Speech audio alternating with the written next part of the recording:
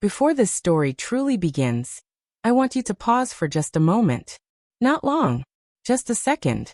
If you believe that stories can change the way we see ourselves, if you believe that the quietest moments in life sometimes carry the biggest consequences, and if you enjoy stories that stay with you long after the video ends, then take a moment to like this video, subscribe to the channel, and stay with me until the end.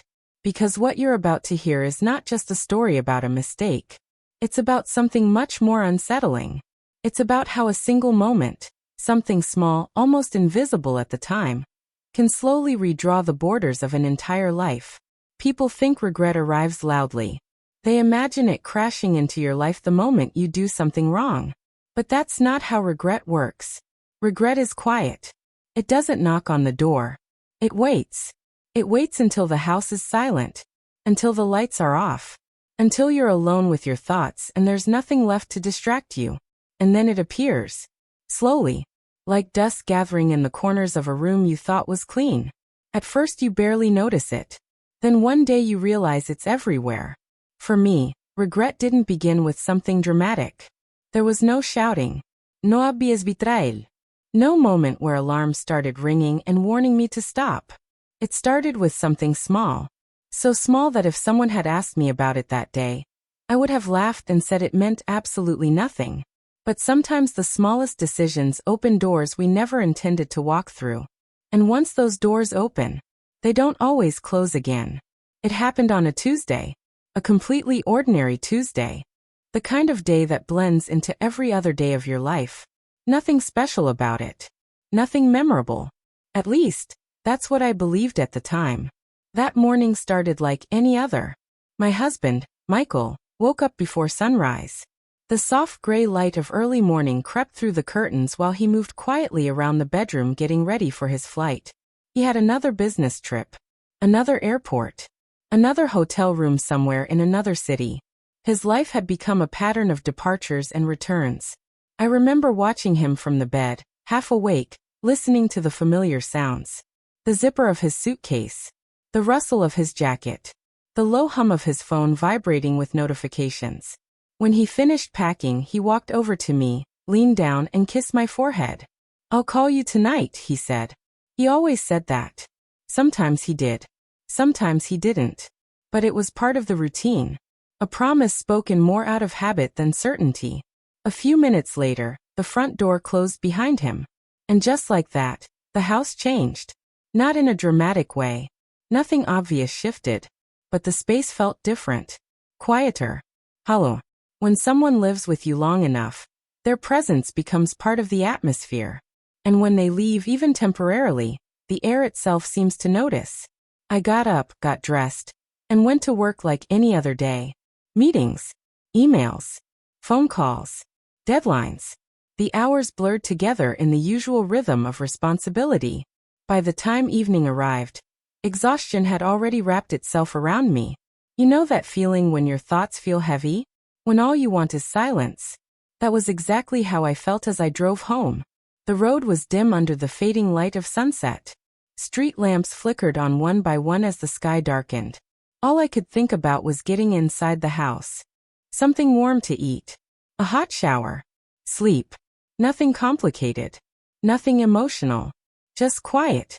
But the moment I stepped inside, something felt off. I couldn't explain it at first. Everything looked normal. The living room was exactly the way I left it that morning. The kitchen lights were off. The hallway stretched ahead in familiar stillness. And yet there was a feeling in the air. A subtle tension. Like walking into a room where a conversation had just ended. Then I heard it. A sound drifting faintly from upstairs. Water. Not loud. Not rushing. Just a soft, steady trickle. My heart skipped for a moment. Liam. My stepson. He must have come home early from university. That thought alone was unusual. Liam rarely came back during the week unless something required it. He preferred staying on campus. But it wasn't impossible. And the running water suggested the upstairs bathroom was in use. Still, something about the situation felt strange. Liam was one of the quietest people I had ever known. Not just physically quiet. Emotionally quiet. The kind of person who moved through the world carefully, as if trying not to disturb anything. After his mother passed away, silence became his shield. Some people express grief loudly. Others bury it so deeply that it changes the way they exist. Liam belonged to the second group. He spoke politely. He helped around the house. He never caused problems. But there was always a distance in him. A carefulness. As if he had built invisible walls around himself. I set my bag down near the stairs and listened. The water was still running. Drip. Drip. Drip. A quiet, continuous sound echoing faintly down the hallway. I don't know why, but a strange unease crept into my chest. Maybe it was instinct. Maybe it was nothing. Still, I started walking upstairs. Slowly. The wooden steps creaked softly beneath my feet. Halfway up, warm steam drifted down the hallway. The bathroom door was slightly open. That alone surprised me. Liam valued privacy more than almost anyone. Doors were always closed. Lights turned off. Everything neat and controlled. But now the door was open just enough for pale light and mist to spill into the hallway. Then suddenly, the water stopped. The silence that followed felt sharper than the sound had. For a moment I stood there, unsure whether to knock or walk away. And then I heard it. A sound so quiet it almost didn't feel real. A broken sob. Not loud. Not dramatic. Just the fragile sound of someone trying very hard not to be heard. I froze. My breath caught in my chest. Liam. I said softly. No response. Every instinct told me to step away. To respect his privacy. To pretend I had heard nothing. But concern is a powerful thing. Sometimes stronger than judgment. I lifted my hand and knocked gently. Still nothing. So slowly, carefully I pushed the door open. And what I saw stopped me completely. Liam was sitting on the bathroom floor. Fully dressed. His back pressed against the cold tiled wall. His knees pulled tightly to his chest. His arms wrapped around himself like he was trying to hold something together inside. His shoulders trembled slightly. Not violently. Just enough to reveal the effort it took to stay quiet. His eyes were red. His face pale. And when he quickly wiped at his cheeks, his hands were shaking. I'm fine, he said immediately. Too quickly. His voice cracked in the middle of the sentence. Thin. Unsteady. The kind of voice that tries to hide pain but can't quite manage it. I didn't move closer right away. Instead, I slowly lowered myself onto the floor a few feet away from him. Careful. Slow. Like approaching something fragile that might break if handled the wrong way.